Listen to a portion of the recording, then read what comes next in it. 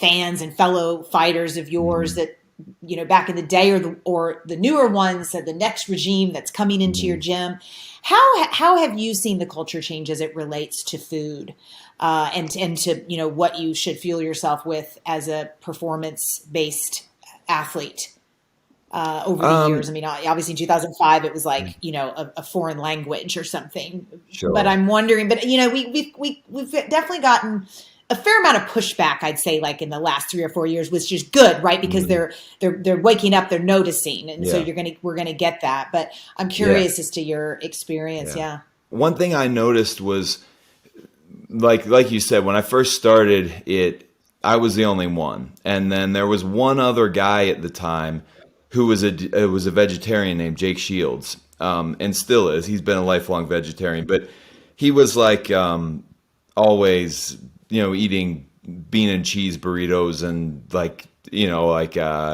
would go ahead and have whey protein. So he was like a dairy eating vegetarian, and nothing wrong with that. That was his thing. But he was the only other guy even to compare to. And then what started happening, I noticed, like early 2010s, was people started like experimenting with the diet. And so well-known fighters fighting at a high level in the sport would start to do things like they would mention in an interview, oh yeah, well I have a plant-based diet, or I have a vegan diet for the last 2 months before my fight, or the last month before my fight, because it helps me recover better, it keeps me lean, it helps keep my inflammation down, and then, I'm able to cut weight and get to the weight class. And so then there was this idea, oh, well, it helps you cut weight.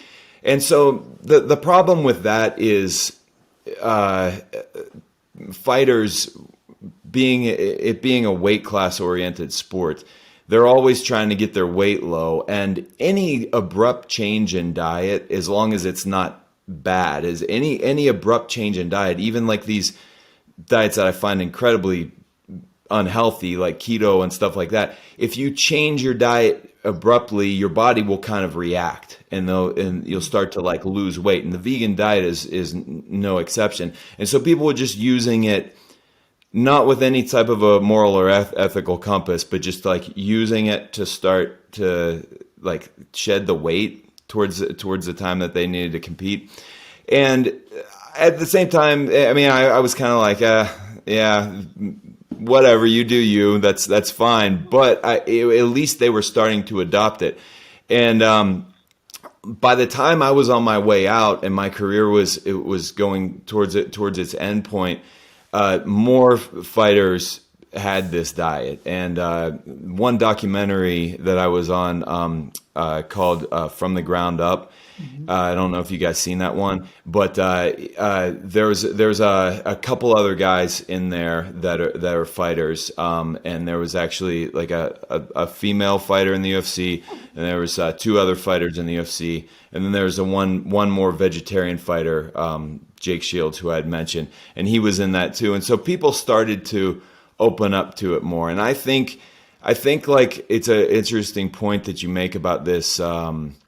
Like the backlash, and that it's like you said, it's a good thing, because it means we've kind of arrived, with documentaries like From the Ground Up, and also obviously the Game Changers and things like that. It's at least opening people's minds to it. And so you have people that are trying to put it down and everything, but they weren't even mentioning it before. It wasn't even on their radar. So I think that now we've come to this point where it's pretty accepted and pretty understood. And to be honest with you, I'm just happy that you can go to a restaurant outside of LA or New York and tell the person that you're vegan, and they understand what you're talking about.